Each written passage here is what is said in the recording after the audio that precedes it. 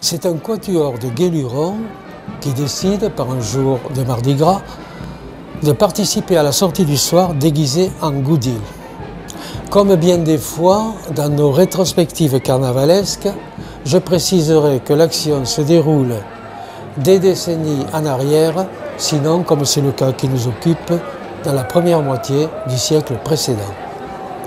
Ce soir-là, la place est noire de goudil et qui investissent aussi les cafés, tant ils sont nombreux, menant grand tapage avec leur verve truculente dans la pratique de cette sacro-sainte Chine, si prisée des Limouxins.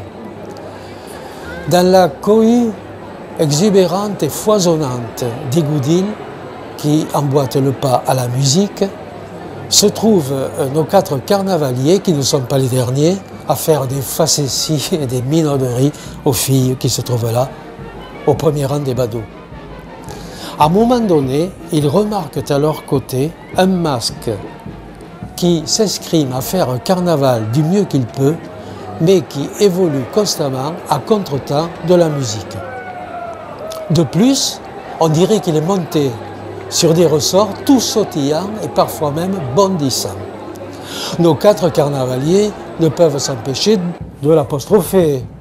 Eh bien, si tu sur des limous, eu sulle rei del Zulus, te caldaprene calquele suns per arrestar de saltar aquí comme une cravite que nous fasse virar les capes. Le tour s'achève au Café du Commerce.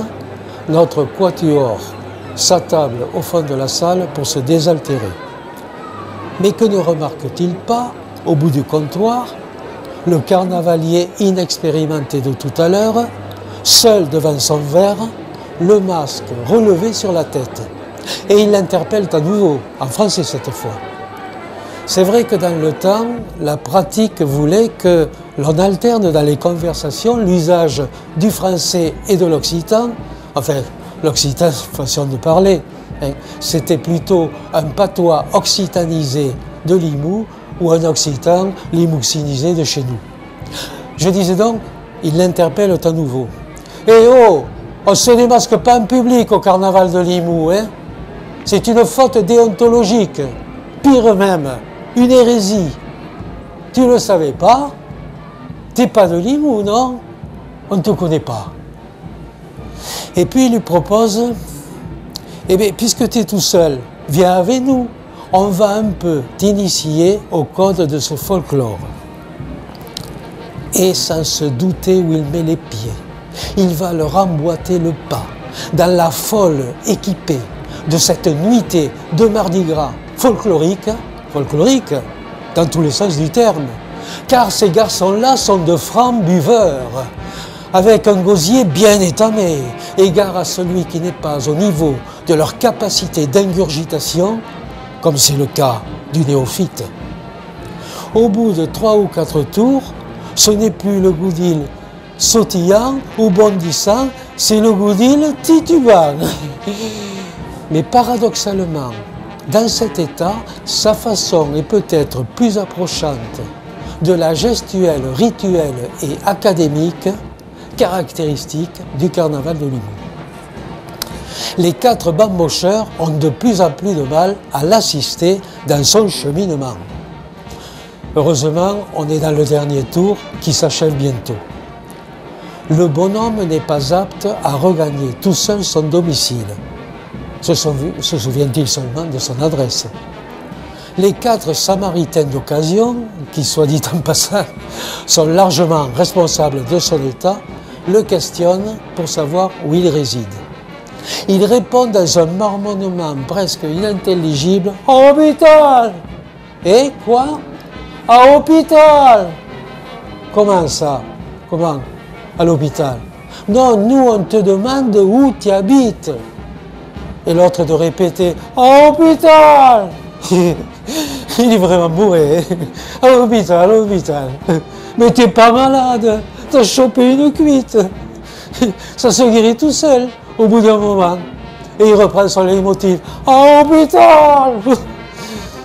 L'un des 4 patachons, dans un moment de lucidité supérieure aux autres, a tout de même cette préoccupation Vous voyez pas qu'il nous fasse un malaise ou qu'il ait une attaque.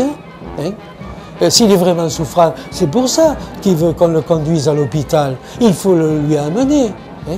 Non-assistance à Goudil en danger, à Limoux, un soir de Mardi Gras, vous vous rendez compte si le comité de carnaval nous traîne en justice?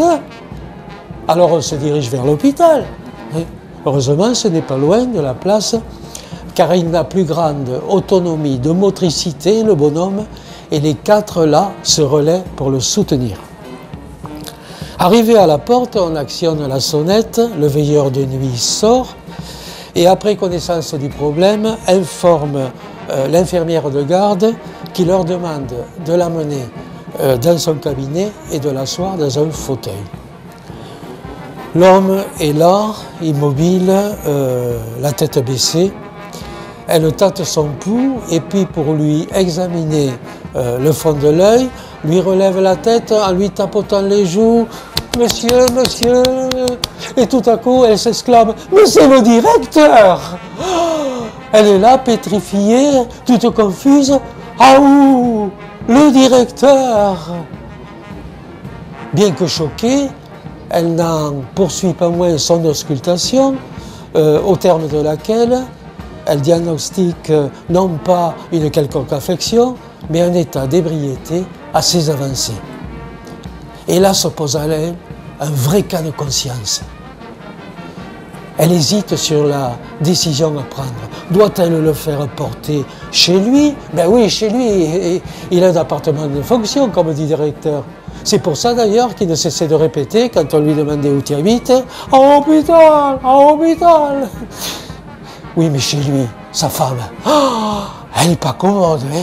Elle va le voir dans cet état. Et demain, il va me le reprocher. « Fallait pas m'emmener chez moi !»